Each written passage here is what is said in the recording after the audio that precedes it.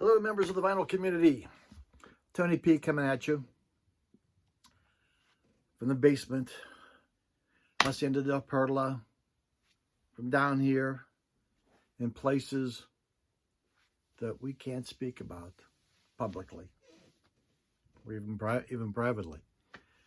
But I'm here with the contest entry for Wax Ecstatic. Ecstatic. Tuco. Just discovered his channel not too long ago. Great channel. If you're not subscribed, please do so. I will have a link. Of course, everybody points down here, but that's pointing at my feet. But I'll point down here anyway. I will have a link to his channel and his contest. Jump aboard. Great channel. Subscribe to the young man. Excellent. He has one question. And the question is, what album do you wish you could go back and listen to again for the first time? Now, I thought, boy, that's really simple. I could go down and pull one of her albums out, anyone, and want to listen to it again. But as a matter of fact, I did. Got a CD of hers I listened to the first time. It's excellent, but that's another story for another time. But when I was younger, probably about 15 or 16 years old, I had two great albums that friends turned me on to. I had a buddy, Larry, who turned me on to a particular album. I had a buddy, Jeff, who turned me on to another particular album. And I had to choose between these two. It was either Vanilla Fudge, You Keep Me Hanging On, back there.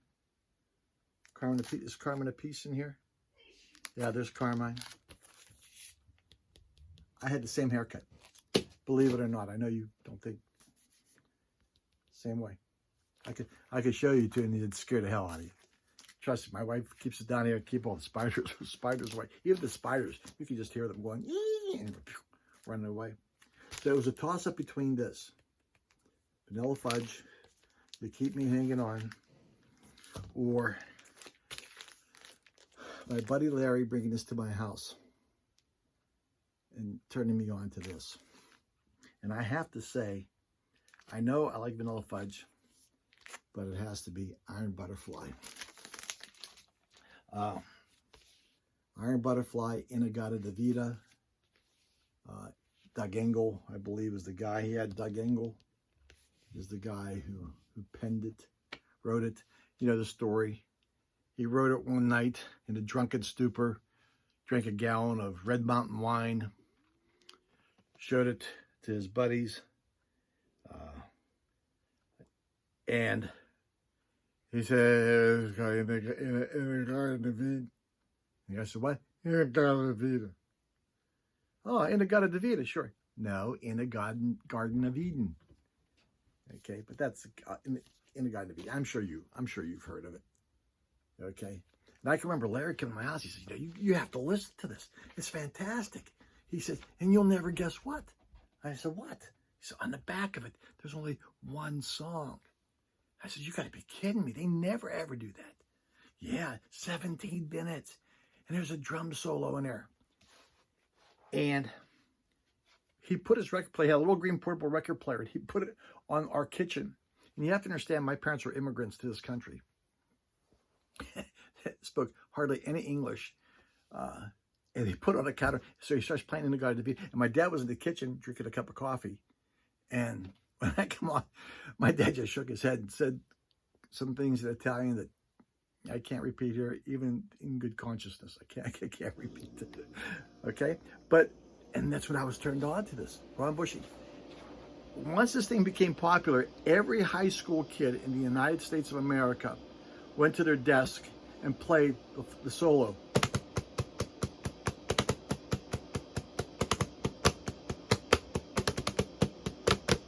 Every kid did that. Every kid between classes, there's about 30 of them doing it. Okay? Some of them would do it in sync. They were pretty darn good.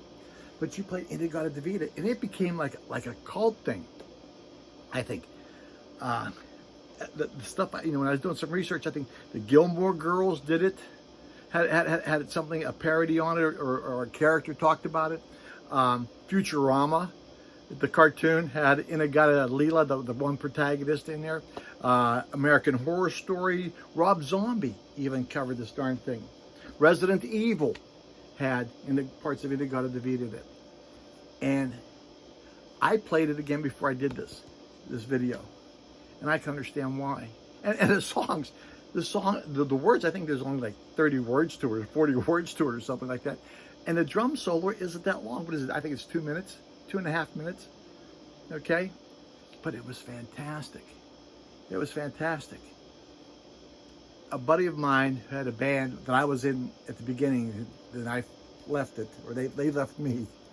They played this. And they come to a part where they had a real good drummer. Real good. He was one of the brothers, the guys in the group. Real good drummer, real young. When he played, they would leave the stage, and the spotlight would be on him. And that was just so awesome.